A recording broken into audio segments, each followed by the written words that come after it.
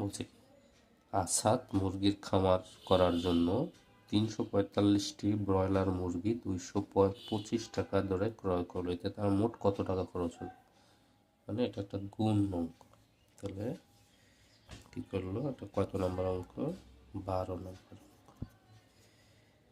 345 গুণ 225, 25-এর 5 হাতে 2, 22 হাতে 2, 3 15 17 গুণ 10-এর 0 হাতে 1, 4 2 8 1 9, 3 2 6।